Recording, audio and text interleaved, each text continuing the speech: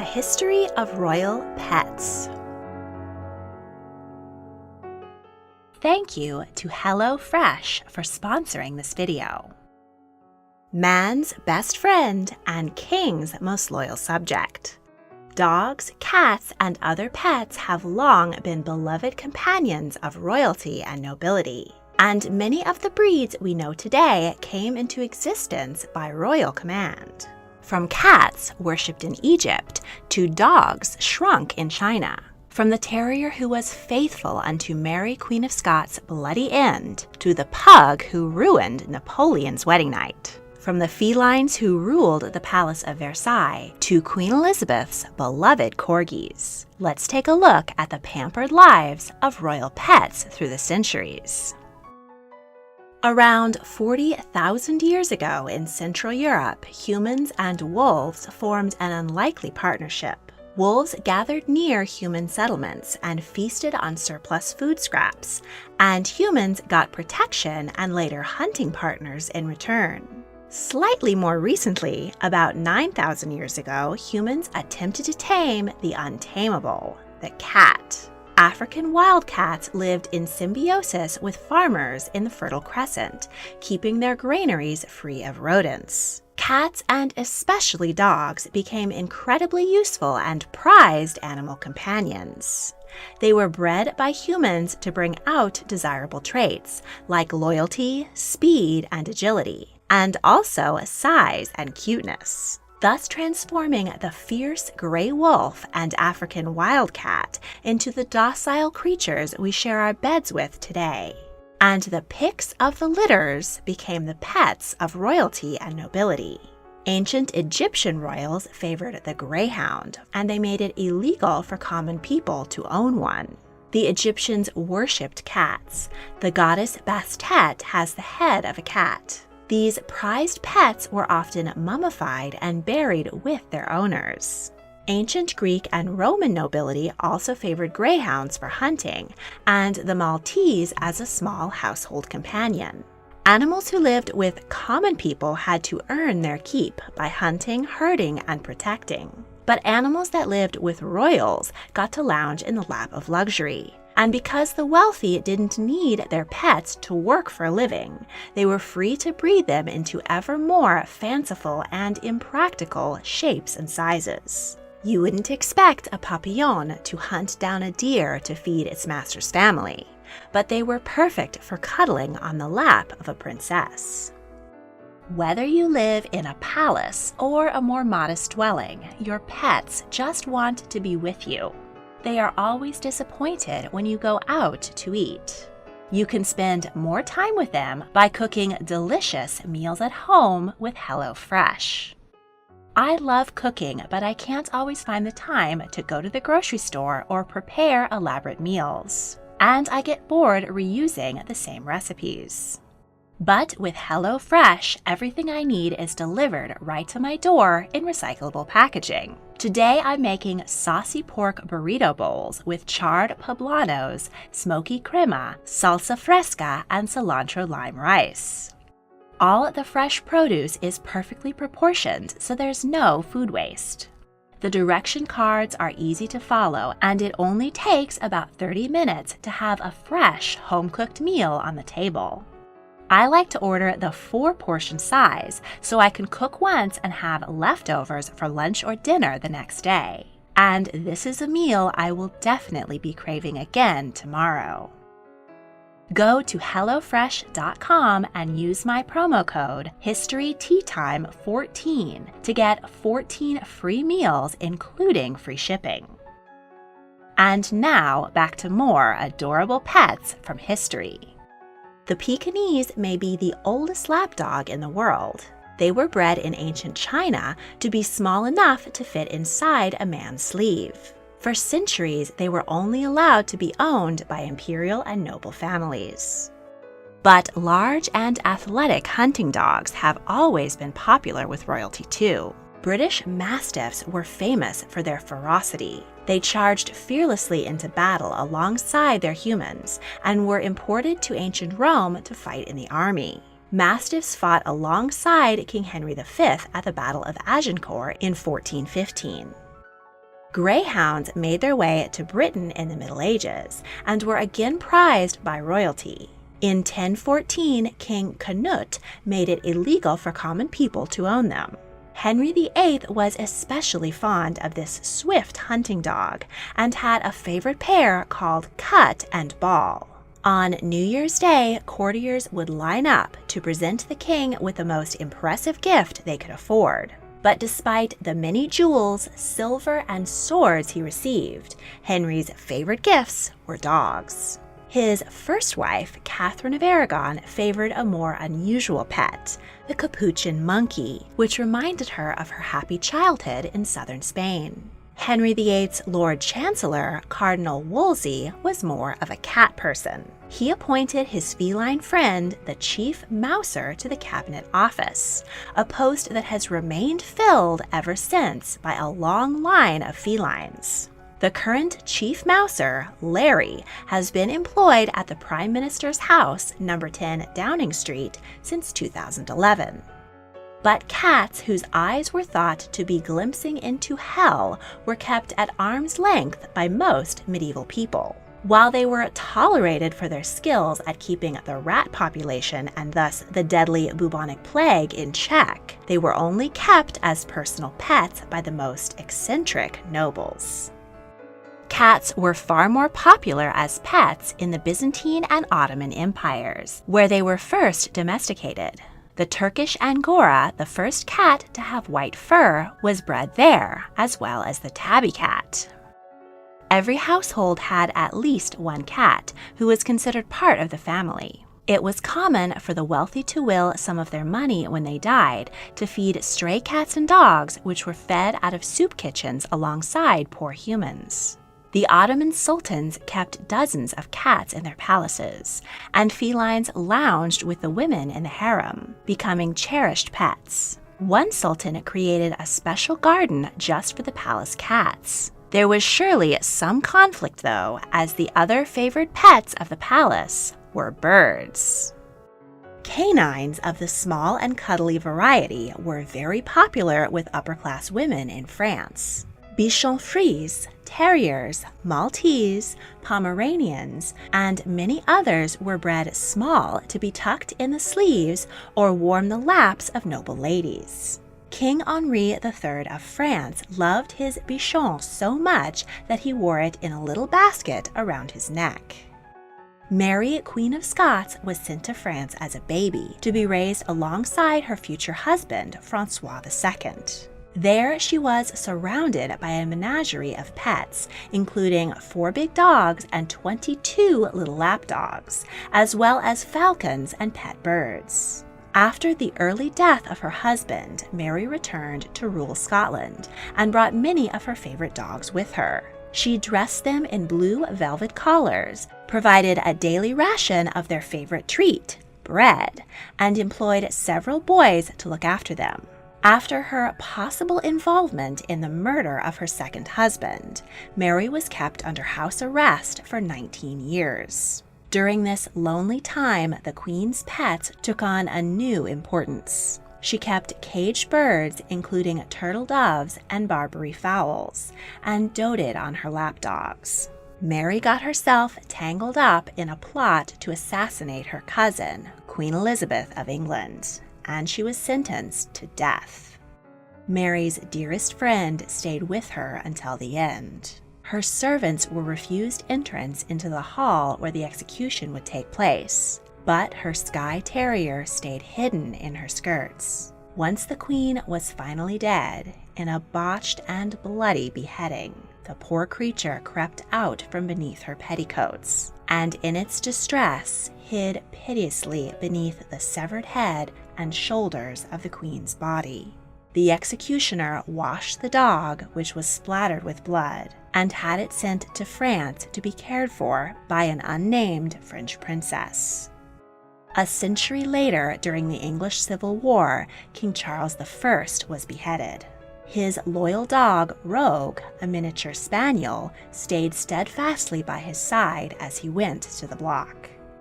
His son was invited back to be crowned king a decade later, and he was renowned for his love of toy spaniels.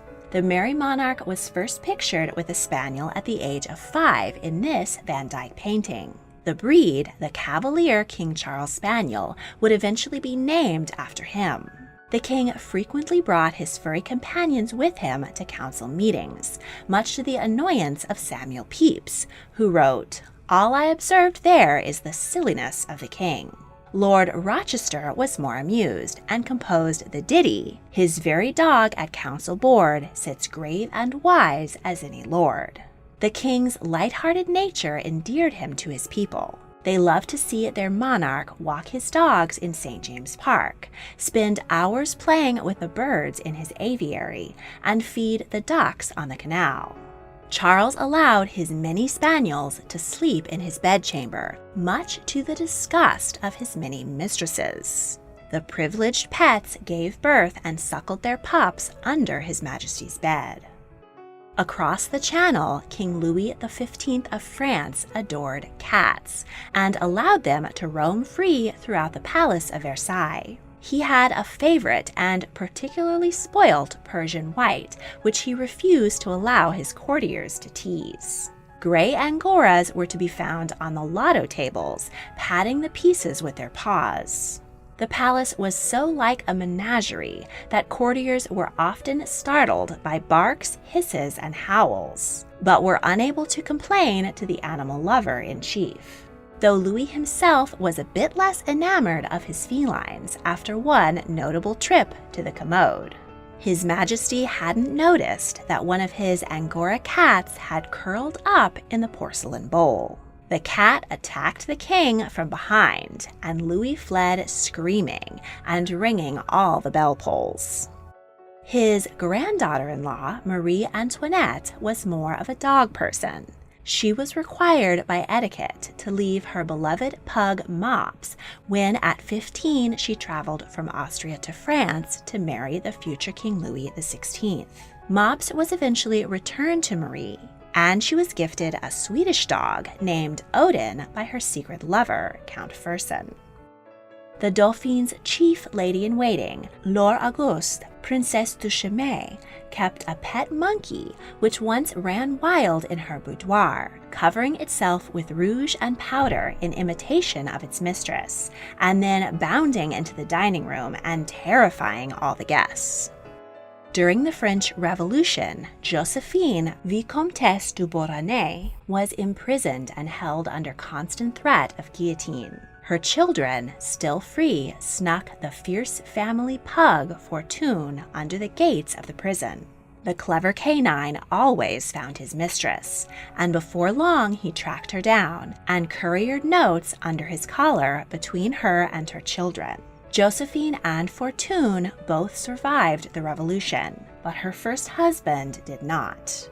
On her second wedding night with Napoleon in 1796, her faithful dog ruined the bridegroom's plans for a night of passion. Fortune perched on his mistress's bed and refused to move. Napoleon wrote, "I was told frankly that I must share the bed with him or sleep elsewhere." Napoleon tried to push the dog aside and was promptly bitten on the shin. After the wedding, Napoleon set about conquering much of Europe. He sent exotic pets back to his beloved wife, who kept an impressive menagerie at her estate, Malmaison. These included black swans, peacocks, llamas, and kangaroos. But her favorite animal was a sweet-natured female orangutan given to her by the governor of Mauritius. The empress named her Rose, dressed her in children's clothes, taught her to eat with a knife and fork at the dinner table, and allowed her to sleep in bed with her at night. Sadly, Rose did not adapt well to life in chilly France. Within a year, she fell ill. She was tucked in bed, and when her mistress came into the room, she greeted her with an appealing look, shook her head gently, and pressed Josephine's hand affectionately. When she died, Josephine donated her body to the Museum of Natural History. Dog breeds from different parts of the world began to evoke a sense of national pride, but they were often introduced and popularized in other countries by royals. When Charlotte of Mecklenburg-Strelitz traveled to the United Kingdom to wed George III, she brought her beloved Pomeranian with her, making it a favorite breed among British royals for the next century. The Russian Borzoi, also known as the wolfhound, was bred to hunt its ancestors, wolves. They were a popular pet among Russian royalty, but in 1861, when serfdom was abolished, aristocratic families had to tighten their belts, and many were unable to keep their extensive kennels of prize dogs. The Borzoi was at risk of extinction, but Tsar Alexander II stepped in to preserve the breed and gave many Borzois as gifts to other crowned heads of Europe. The thoroughly imperial breed thus became coveted by the emerging upper class of the United States. Queen Victoria of the UK had a lonely childhood. Her overbearing mother kept her sheltered in Kensington Palace and didn't allow her to see other children. At 12, she was gifted a King Charles Spaniel, whom she named Dash. The princess and the puppy soon became the closest of friends. She gave him a set of rubber balls and 2 pieces of gingerbread for Christmas. Dash was equally enamored of his mistress. She once went sailing and the dog jumped into the ocean to follow her. After the 18-year-old queen's grand coronation ceremony, she returned to Buckingham Palace and raced upstairs to her rooms to give Dash his bath. Dash died in 1840, and Victoria buried him at Adelaide Cottage in Windsor Park. A marble effigy was erected over the grave, bearing the inscription, "Here lies Dash, the favorite spaniel of Her Majesty Queen Victoria. His attachment was without selfishness, his playfulness without malice, his fidelity without deceit. Reader, if you would be beloved and die regretted, profit from the example of Dash." He was the first in a line of dogs Victoria would adore. When she married German Prince Albert of Saxe-Coburg and Gotha, he brought his greyhound Eos with him. Eos was trained to eat off a fork. Albert introduced his bride to a favored German breed, the Dachshund. Victoria kept several and popularized the breed in the UK. She had numerous other dogs, including a pug named Fatima and Skye Terriers named Islay and Dandy. She had 5 collies, all named Noble. Noble 4 was a particularly well-behaved puppy and would hold a piece of cake in his mouth until he received a royal command to chew. Her ironically named Ludi was the first Pekingese in Britain. She had been a pet of the Chinese imperial family, but had been left behind in the Summer Palace in their haste to escape British attack during the Second Opium War. Ludi was seized by the army and presented to Queen Victoria. As royals have long been obsessed with bloodlines, Victoria took great pride in the pedigree of her dogs. She showed 6 of her Pomeranians in the first Crufts Dog Show in 1891. She started a breeding program at Windsor Castle, and each pup was registered with the Kennel Club. Victoria was also fond of cats, particularly Persians. She was the first British royal to keep pet cats in many generations, and popularized them as a pet in the UK.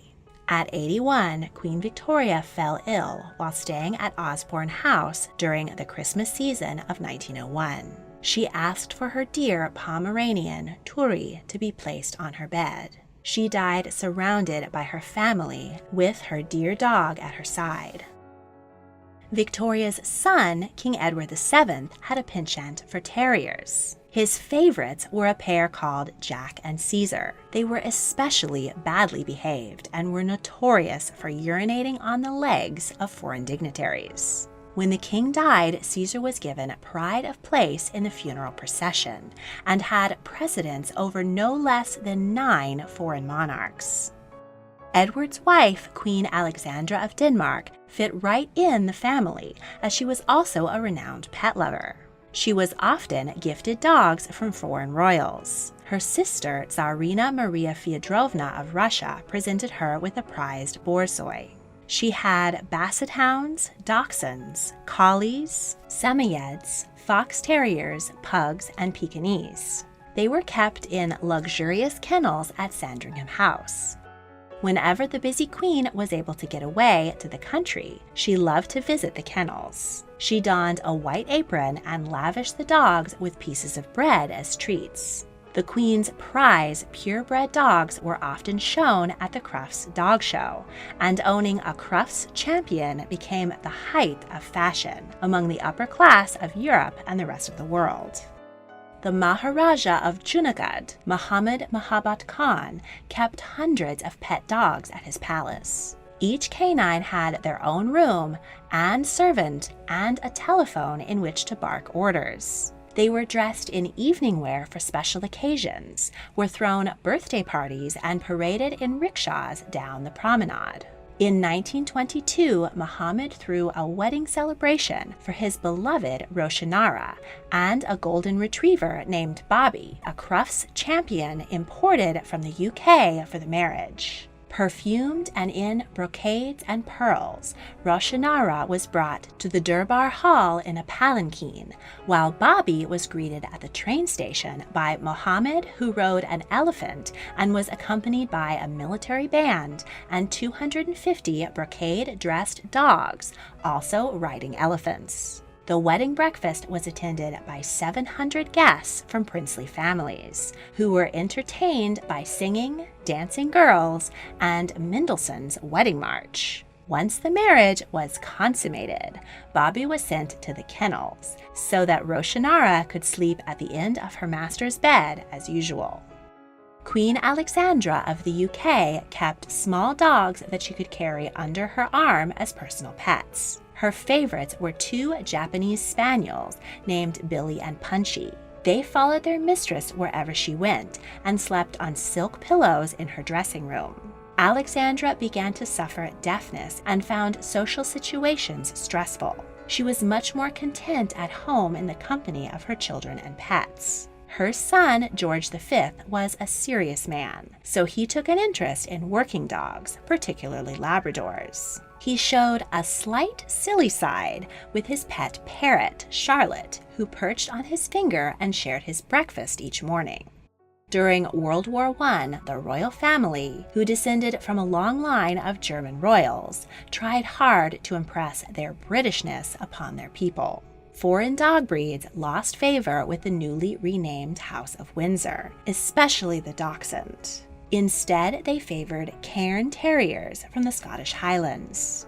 After King Edward VIII abdicated to marry Wallis Simpson, the couple broke with family tradition and began collecting pugs, a dog more associated with Britain's enemies on the continent. Their many pugs each had an engraved silver dish, and Wallis embroidered pillows of them all. Their choice of pet was yet another insult to his relatives, King George VI and Queen Elizabeth, who despised pugs. They presented their children, Elizabeth VII and Margaret IV, with a Pembroke Welsh corgi named Dookie. They got another corgi named Jane, and a third, Cracker, was the Queen Mom's personal favorite.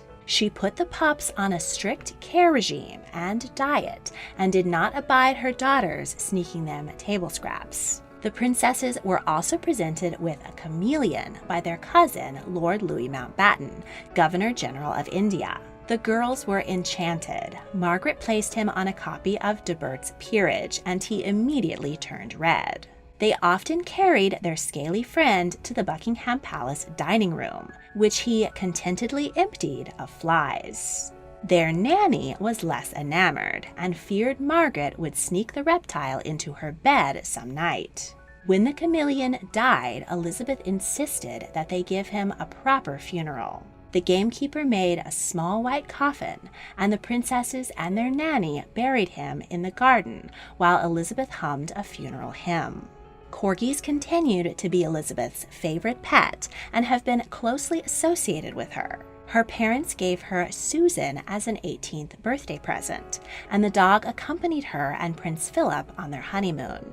Elizabeth has had 30 corgis since her ascension in 1952. most of them descendants of Susan. The corgis sleep in their own room, the corgi room, in elevated wicker baskets and are served a fine menu of fresh rabbit, beef, and other delicious leftovers from the palace kitchens. Palace staff appreciate the corgis as an alarm system. The sound of their clicking toenails as they follow their mistress from room to room act as a warning of the queen's approach. In 2012, the corgis appeared in a sketch where James Bond actor Daniel Craig arrived at Buckingham Palace for a mission to take the Queen to the 2012 London Olympic opening ceremonies. Later that year, the Queen decided to stop breeding her beloved corgis, as she didn't want to leave any young dogs behind in the event of her death. In April 2018, her last corgi, Willow, died. She was buried in the pet cemetery at Sandringham House, along with Elizabeth's other corgis and royal family pets dating back to Queen Victoria's time. Elizabeth still has Candy, a Dorgie, a Dachshund and Corgi mix, first bred by the Queen herself. But after the death of her husband, Prince Philip, Elizabeth was presented with a Corgi puppy in 2021 by her granddaughters, Beatrice and Eugenie. Go to HelloFresh.com and use my promo code HistoryTeaTime14 to get 14 free meals, including free shipping.